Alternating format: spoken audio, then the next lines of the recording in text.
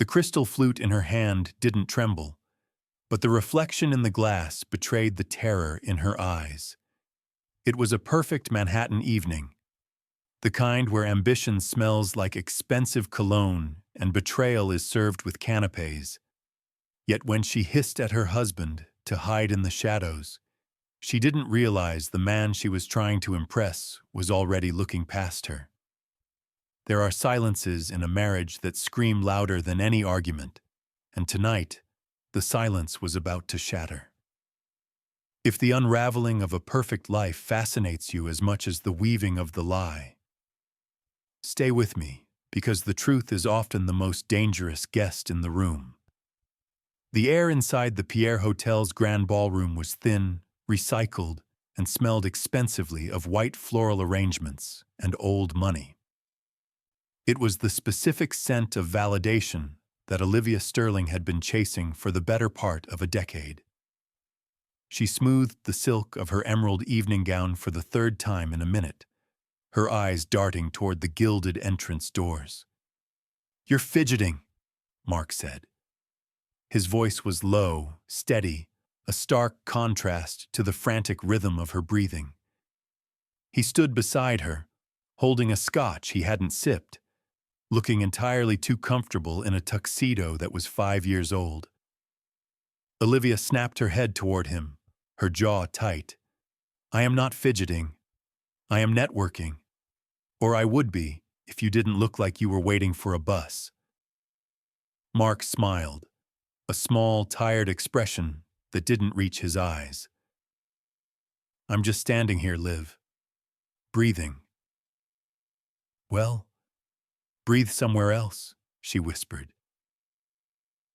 The venom in her tone coated in a smile for the benefit of a passing board member. "Julian is going to be here any second. This night is crucial for the VP announcement. I need to look singular, independent." "Singular," Mark repeated, testing the word. "I thought this was a +1 invitation." "It is," she hissed, stepping closer so only he could hear. "But look at you, Mark. Your tie is crooked.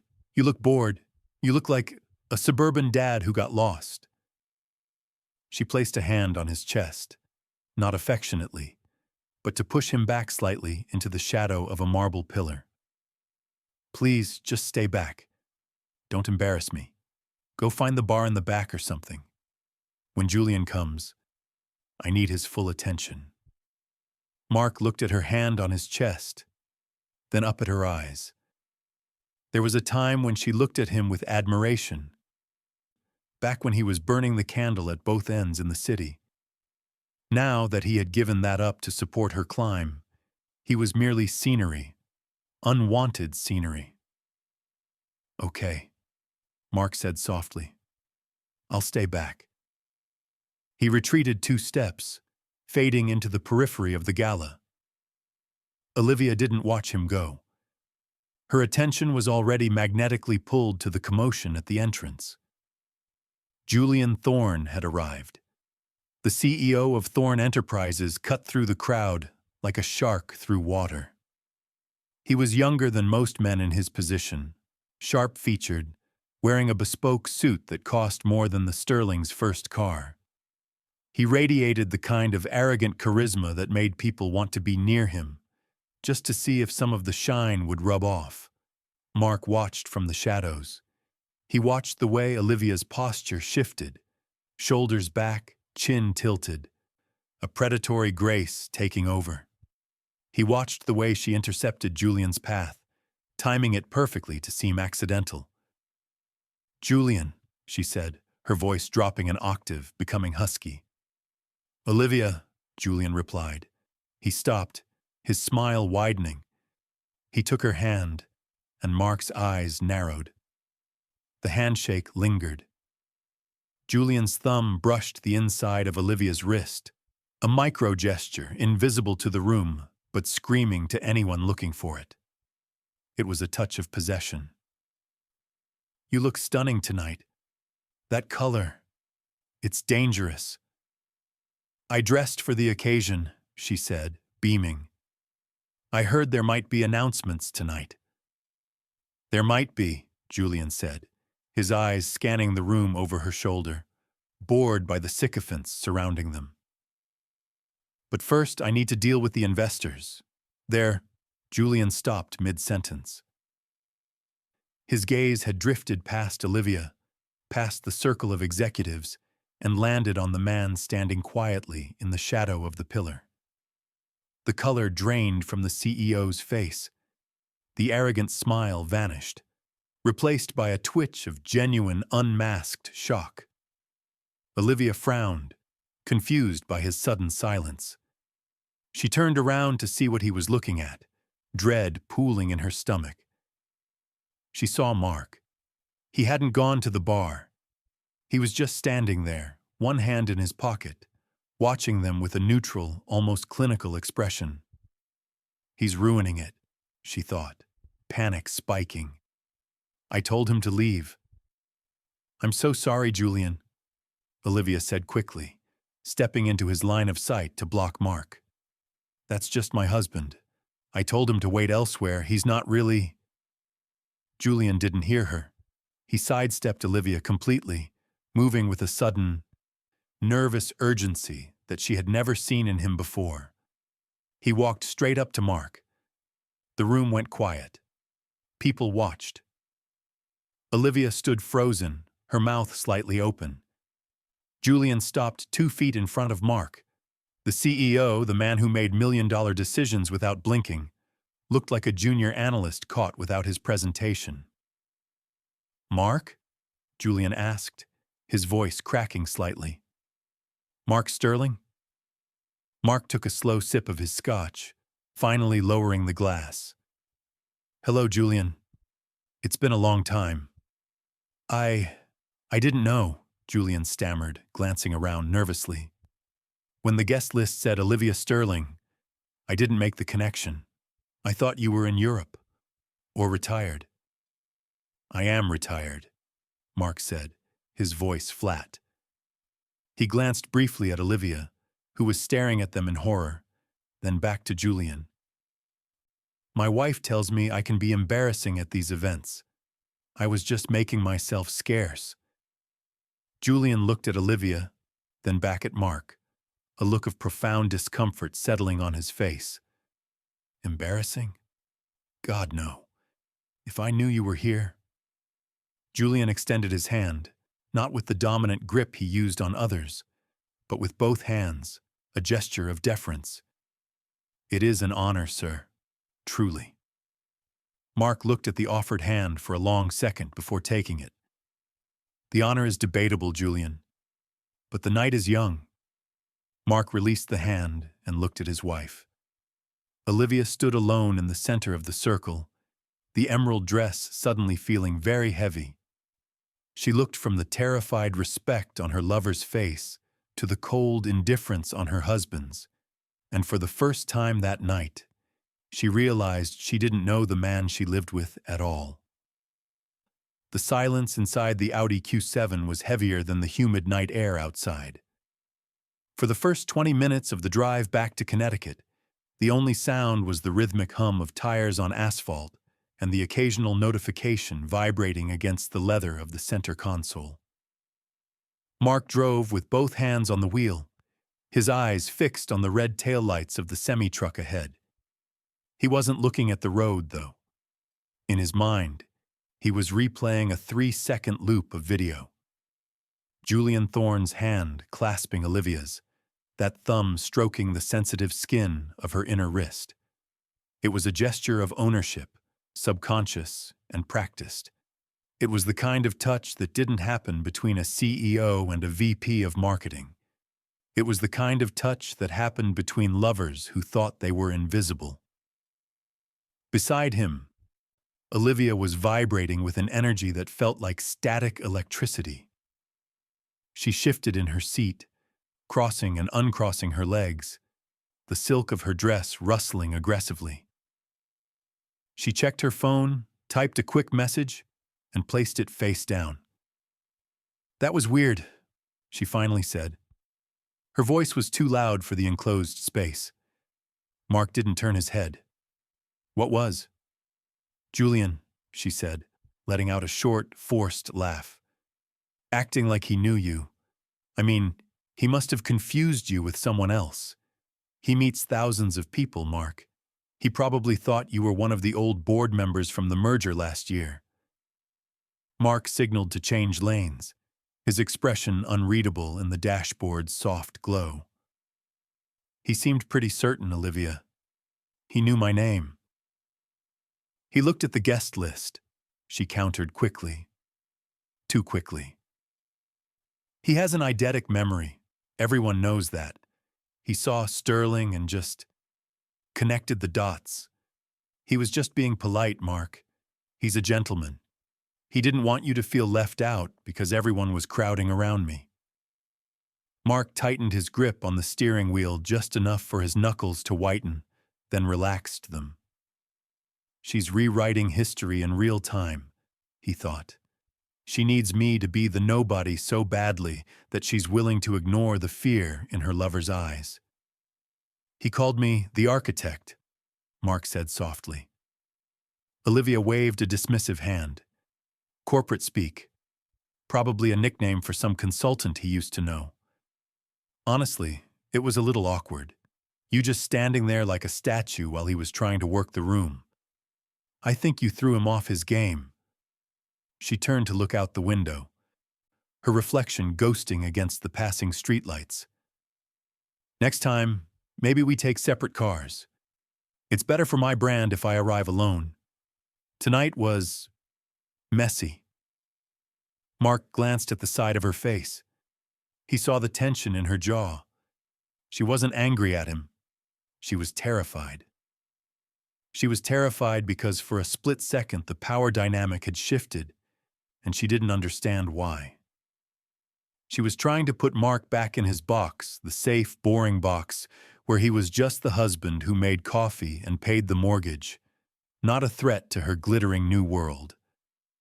I didn't mean to mess up your night, Mark lied, his voice calm, devoid of the jagged edge he felt inside. Olivia sighed, a sound of magnanimous forgiveness. It's fine. I need to focus. Julian is going to announce the promotion soon. I can feel it. He practically told me tonight. Did he? Mark asked. Is that what he was saying when he held your hand? The air in the car vanished. Olivia froze. Her head snapped toward him, her eyes wide. What is that supposed to mean? Nothing, Mark said, checking his blind spot. He just held it for a long time. Seemed like a very warm handshake for a boss. He is European in his mannerisms, Mark. My God, you are so provincial sometimes, she snapped, her voice rising in pitch. It's called business etiquette. Don't make this into something petty just because you felt out of place. She turned away again, picking up her phone. She didn't look at him for the rest of the drive. Mark watched the road. He had what he needed. Her defensive spike was the confirmation. A simpler woman would have laughed it off. A guilty woman attacked. As they pulled into the driveway of their colonial house in Greenwich, the headlights swept across the manicured lawn, the perfect facade of a perfect life. Mark killed the engine. The silence returned, but now it was different. It wasn't empty anymore. It was filled with the things Mark knew, and the things Olivia thought he was too stupid to see. I'm going to bed, Olivia said, opening her door before the car had fully stopped. I have a morning call. Good night, Liv, Mark said. He watched her walk up the path to the front door, her phone lighting up in her hand again. He stayed in the car for a long time, sitting in the dark, listening to the ticking of the cooling engine. He wasn't the man she thought he was, and unfortunately for Julian Thorne, the architect was no longer retired. 2 days later, the morning sun over Greenwich was deceptively cheerful.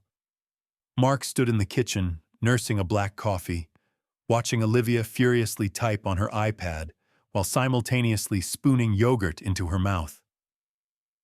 "I'm heading into the city today," Mark said, his voice casual, blending in with the hum of the refrigerator. "Need to see the tailor about that suit. Maybe stop by the bookstore."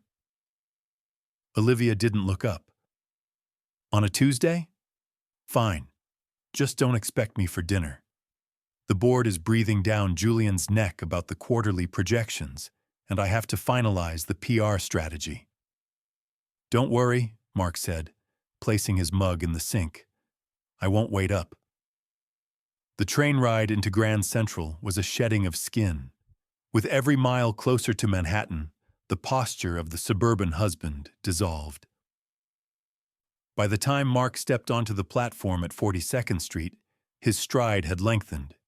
He wasn't the man who forgot to buy milk. He was the man who used to make problems disappear for the Fortune 500. He didn't go to a tailor.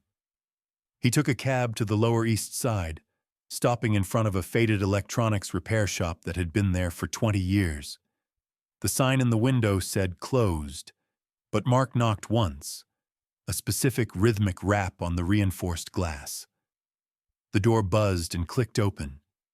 Inside, the air smelled of ozone and stale cigarette smoke. A woman sat behind a wall of monitors, her gray hair pulled back in a severe bun. She didn't turn around when he entered. "I heard you were dead," she said, her fingers flying across a mechanical keyboard. "Just sleeping, Vera," Mark replied, pulling a stool up beside her. "I need you to wake something up for me." Vera spun her chair around, eyeing him over rimless glasses. "The architect returns. I assume this isn't a social call. Who are we burying?" "Ideally, no one," Mark said, handing her a flash drive. "I need a forensic audit, personal devices, cloud backups, and cross-referencing on a corporate expense account for Thorne Enterprises." Vera raised an eyebrow but took the drive. "Wife? Just look at the data, Vera." For the next hour, the only sound was the hum of cooling fans and the click of keys. Mark watched the screens as lines of code cascaded like rain. He had installed the keylogger on Olivia's laptop 6 months ago. Not out of suspicion then, but out of habit. Paranoia was a professional hazard he had never fully cured. He had never checked it until now. "Here," Vera said, pointing a manicured nail at the center screen. "She's not careful. She thinks deleting the thread removes the footprint." Mark leaned in. It wasn't just texts. It was a digital map of deception. There were the standard messages, encrypted via a secondary app, but easily recovered. "Can't wait for tonight." "He suspects nothing." "Wear the red one." But Mark ignored the emotional betrayal. He was looking for the infrastructure. "Look at the dates," Mark said, his voice devoid of temperature. "Rideshare receipts," Vera noted, highlighting a column. "Billed to consulting fees under a shell vendor, J&O Solutions. Matches the GPS data from her phone. She's not at the office late, Mark. She's at the St. Regis. Room 412, consistently. And the payments? Directly from a discretionary fund managed by the CEO's office," Vera said, tapping a final key to bring up a spreadsheet. "Julian Thorne is expensing your wife. Hotels, dinners, jewelry. It's all buried under client acquisition costs." Mark stared at the glowing screen. The affair wasn't just a romantic dalliance. It was being subsidized by the very company Olivia was trying to take over. Julian wasn't just sleeping with her. He was buying her, using shareholders' money to keep his mistress comfortable while she unknowingly walked into a regulatory minefield. "Sloppy," Mark whispered. "Arrogant." "Enough to blackmail him?" Vera asked. "Enough to destroy him," Mark corrected. He stood up, buttoning his jacket. The pain in his chest was dull, distant. He had bypassed heartbreak and gone straight to calculation. Don't print it. Keep it on the server. I'm not ready to pull the trigger yet. What are you going to do? Mark checked his watch. It was nearing 5 p.m. Olivia would be working late again tonight. I'm going to go home, Mark said, his eyes cold. And I'm going to ask her how her day was. The bottle of Dom Perignon popped with a sharp, festive retort that echoed too loudly in the high-ceilinged kitchen. Foam spilled over the neck of the bottle, running down Olivia's fingers, but she didn't seem to care. She was incandescent, vibrating with a manic energy that made the room feel small. "Chief Strategy Officer," she announced, pouring the champagne into 2 flutes with a heavy hand. "Can you believe it? Julian didn't even make me wait for the quarterly review. He fast-tracked it this afternoon." Mark stood on the other side of the marble island, watching the golden liquid settle. He hadn't touched his glass. His eyes were fixed on the thick stack of documents Olivia had carelessly tossed onto the counter next to her keys. "That's a big jump, Liv," Mark said, his voice neutral. "VP to C-suite in a single leap. That's unusual for Thorne Enterprises." "It's unprecedented," she corrected, taking a long sip, her eyes closing in satisfaction. "But Julian said the board needs fresh blood. They need someone who understands the modern landscape, someone who isn't afraid to make the hard calls. He told me I'm the only one he trusts to steer the ship through the next audit phase." Mark reached out and slid the contract toward him. The paper was heavy, premium bond. He flipped past the salary page, which was generous, suspiciously so, and went straight to the scope of responsibilities in the addendum. His eyes scanned the legalese with the speed of a man who had written these kinds of death warrants before. Clause 14b. Assumption of liability. Clause 21. Retroactive compliance oversight. Mark felt a cold knot tighten in his stomach. It wasn't a promotion, it was a transfer of guilt. Julian Thorne wasn't just sleeping with Olivia. He was terrified of what Mark might find, so he was accelerating the timeline. He was handing Olivia the keys to a burning building so that when the structure collapsed, she would be the one found standing in the ashes. "Did you read the indemnity clause?" Mark asked, tapping the page. Olivia rolled her eyes, setting her glass down hard enough to risk the stem. "God, Mark, here we go. Can't you just be happy for me? Just for one night?" "I am looking at the fine print, Olivia.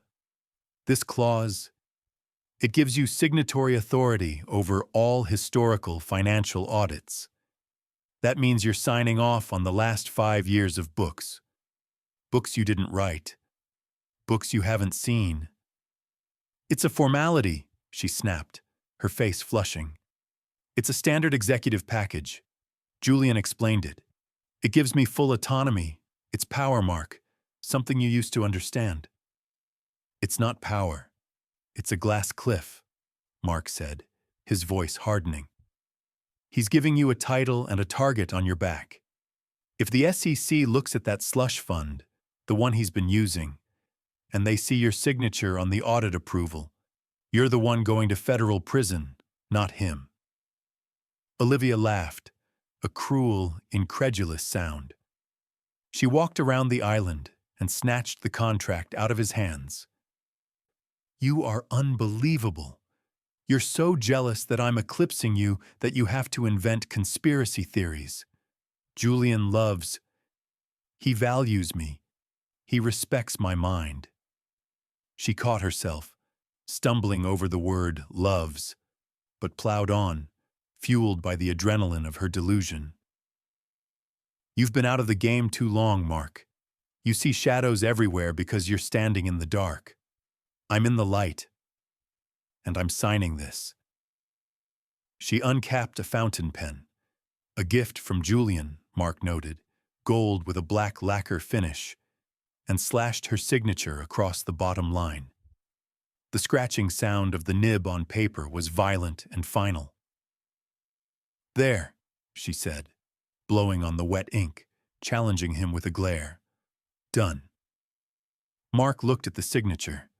It was the signature of a woman who thought she had won the lottery, unaware she had just signed a confession. He realized then that he couldn't save her from this. She didn't want to be saved. She wanted to be right. "Congratulations, Olivia," Mark said quietly. He picked up his untouched glass of champagne and poured it slowly into the sink. "I hope it's worth it." He walked out of the kitchen, leaving her alone with the bottle and the contract. Upstairs, he pulled his phone from his pocket and sent a single text to Vera. She signed, "Let it bleed." The war did not begin with a shout. It began with a 404 error, file not found. For 3 weeks, the Sterling household had become a transit zone for Olivia's deteriorating sanity. She came home later and later, her skin pale under the harsh foyer lights.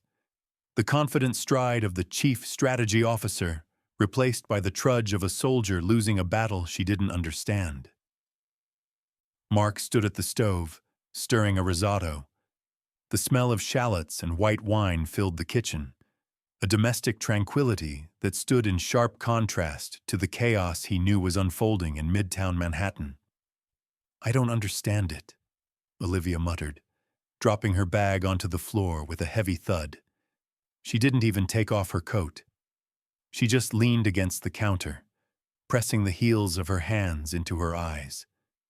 "The presentation was on the shared drive last night. I saw it. I saved it. And this morning? Gone. Just gone." "Technology glitches happen, Liv," Mark said soothingly, tasting the rice. "Did you ask IT to restore the backup?" "It is useless," she snapped, her voice cracking.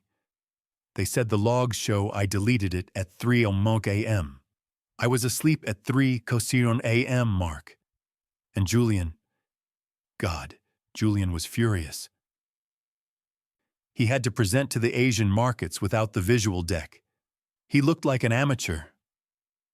Mark turned down the heat on the burner. He knew exactly what the logs showed because he had written the script that spoofed her user ID credentials. He knew Julian had looked like an amateur because Mark had also ensured the backup server was undergoing scheduled maintenance at the exact moment the primary file vanished. "I'm sorry, Liv. That sounds incredibly stressful," Mark said, pouring a glass of water and sliding it toward her. "How did Julian handle it? I'm sure he understood it wasn't your fault." Olivia stared at the water, her expression bitter. "He didn't. He asked me if I was self-sabotaging.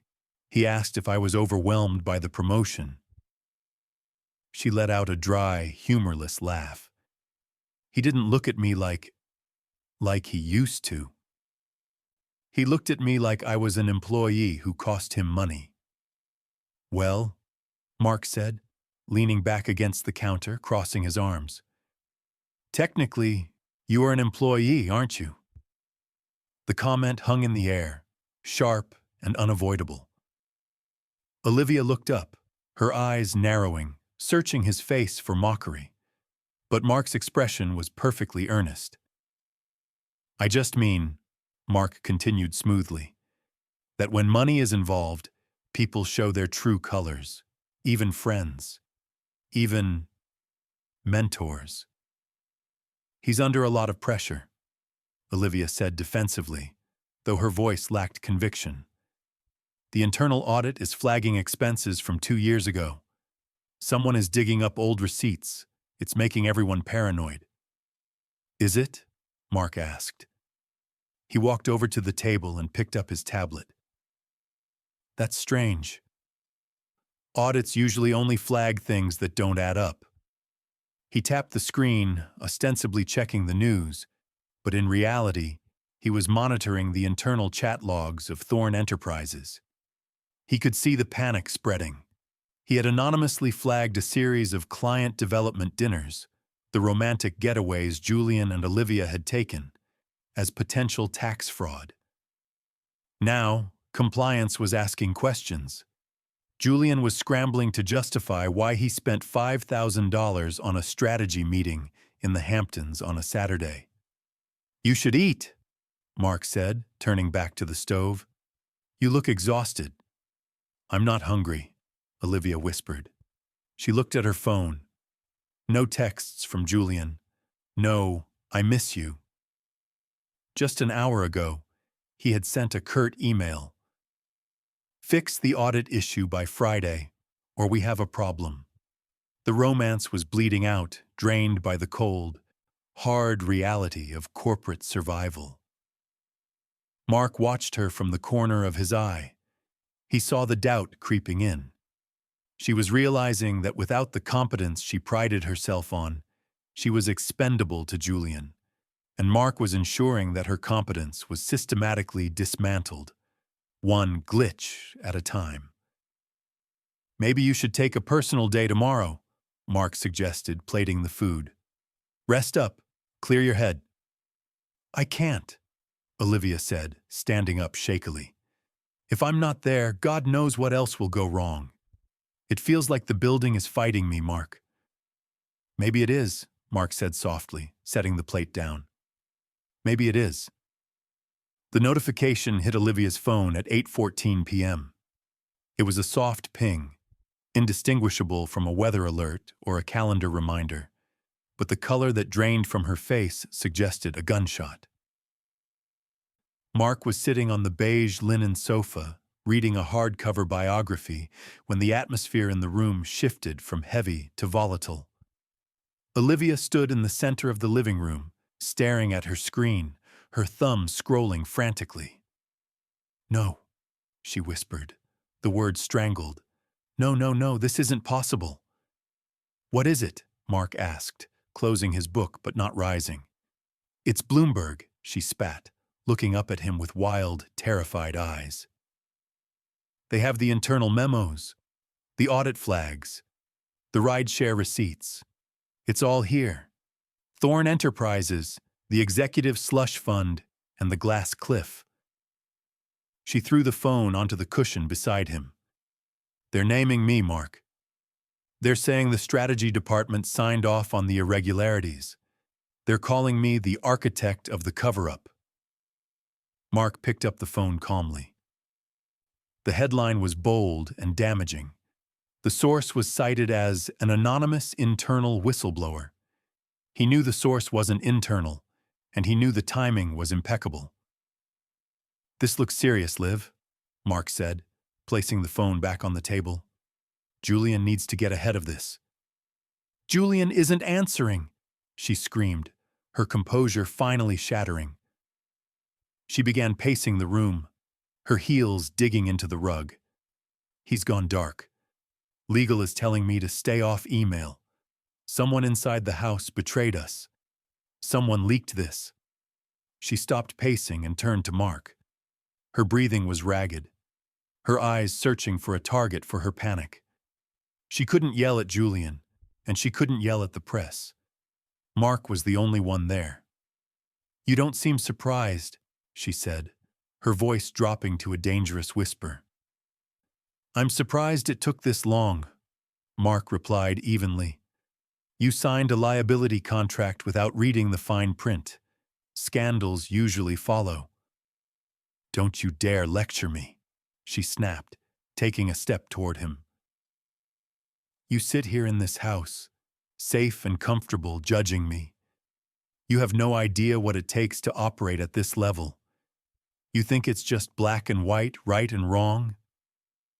It's war, Mark, and I am on the front lines while you're worrying about—" "What? The lawn? The groceries?" "I worry about your integrity," Mark said. "Integrity doesn't pay for this house," Olivia yelled, gesturing wildly at the walls around them. "Ambition does. Risk does. Things you used to have before you decided to become this. Before you decided to settle for being a spectator." The truth was finally out. It wasn't just about the affair. It was about contempt. She didn't just love Julian. She despised Mark. She despised his quietness, his safety, the very stability she had once claimed she needed. "Is that what I am?" Mark asked, his voice chillingly soft. "A spectator?" "Look at you," she said, her face twisted in a sneer. "You're invisible, Mark. You're a ghost in your own life. Julian. Julian takes risks. He builds empires. He sees me as an equal. You see me as something to be managed." She stopped, realizing she had gone too far.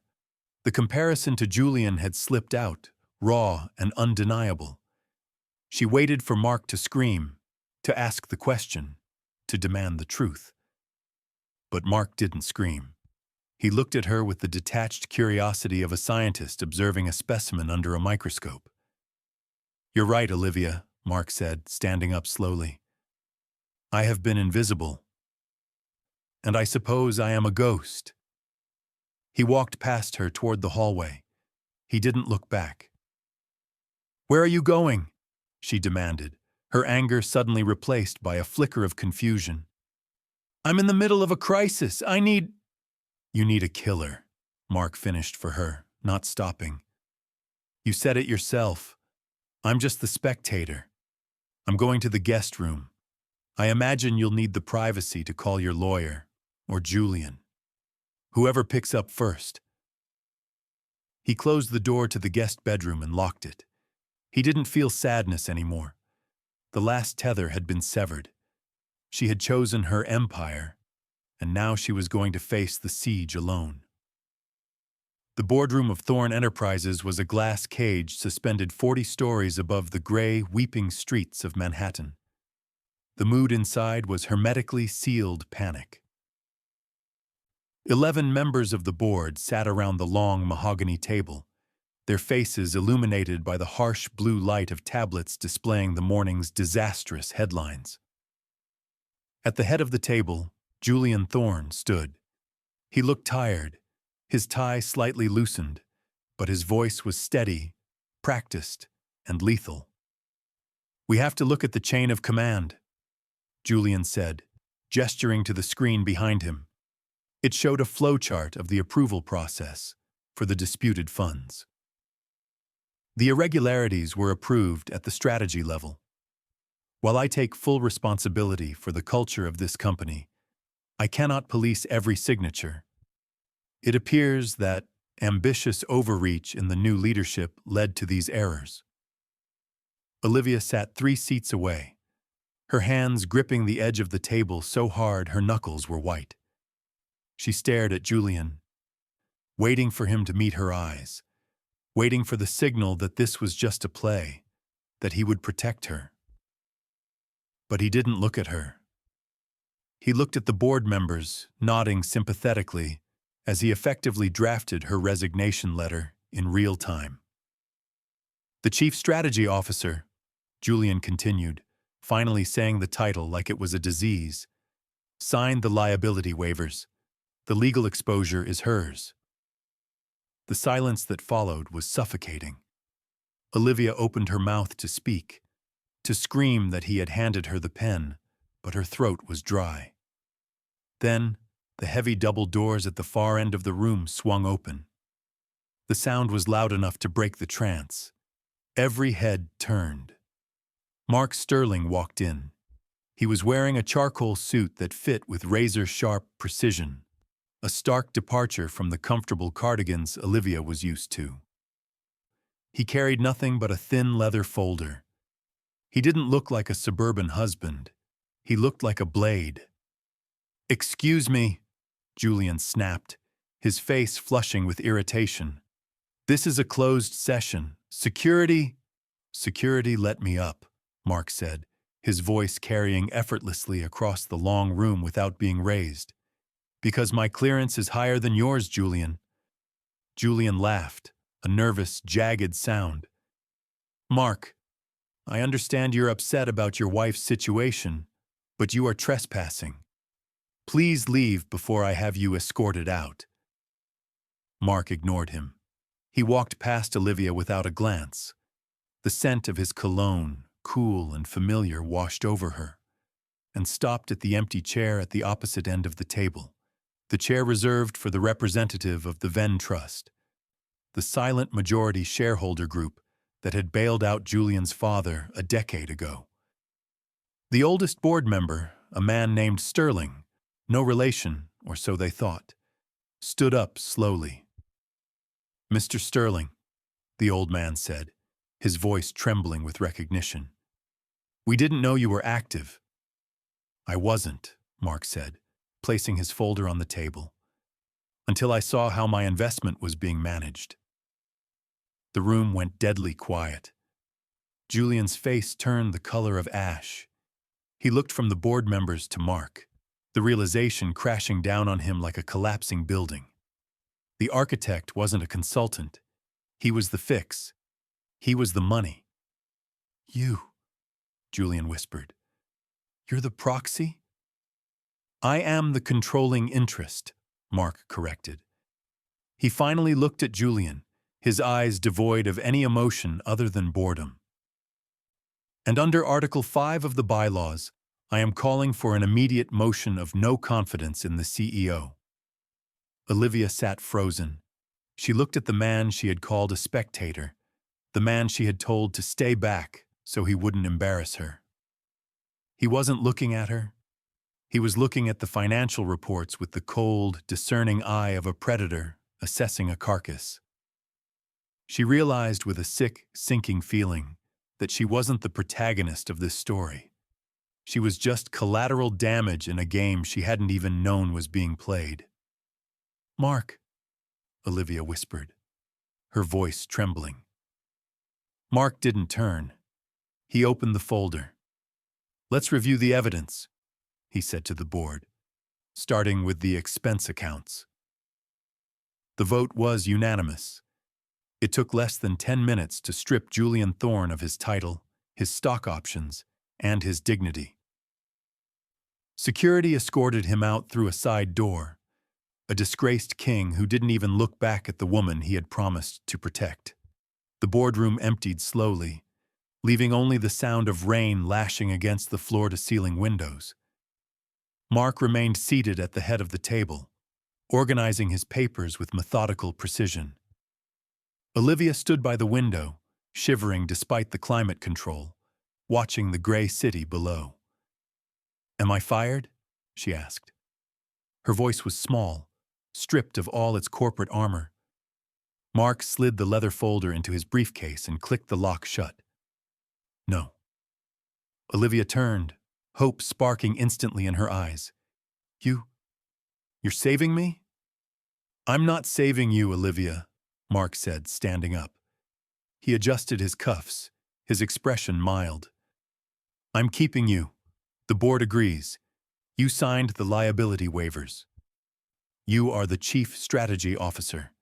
If we fire you now, the SEC investigation triggers a chaotic collapse. If you stay, you take the heat. You navigate the audits. You fix the mess you helped create." He walked toward the door, stopping just inches from where she stood. "You wanted the seat. You wanted the responsibility. It's yours." "But I can't do it alone," she whispered, tears finally spilling over. "Mark, I don't know how to fix this. I need you." "You had me," Mark said. "You had the architect in your kitchen making risotto while you were busy being impressed by a thief in a cheap suit. You don't get both." 3 hours later, the house in Connecticut felt like a museum. Pristine, expensive, and completely devoid of life. Mark moved through the bedroom efficiently.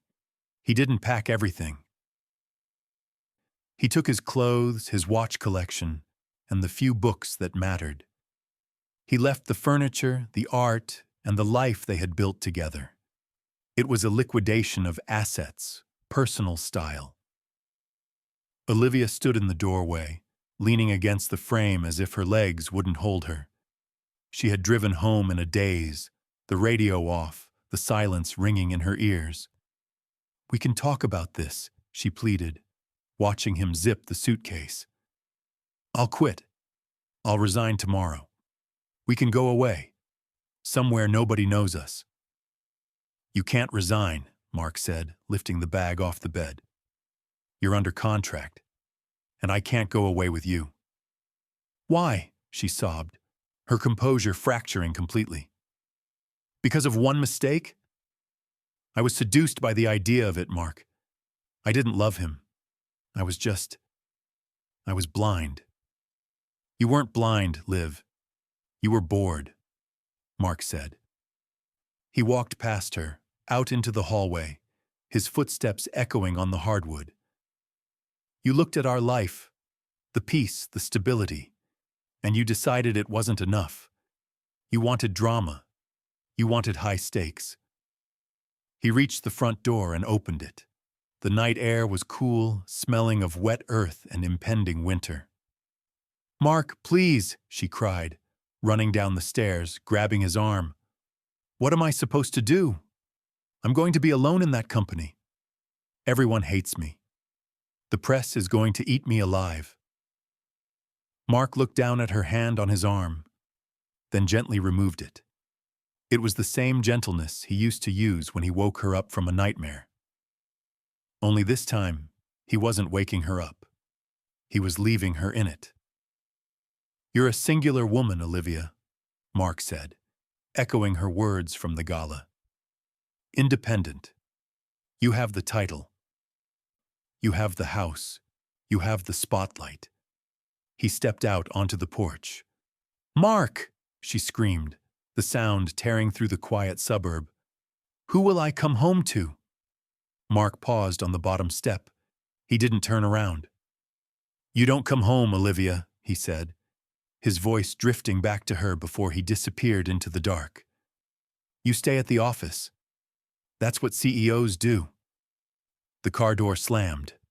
The engine started. Olivia stood in the open doorway, the light from the foyer spilling out onto the empty driveway, illuminating absolutely nothing.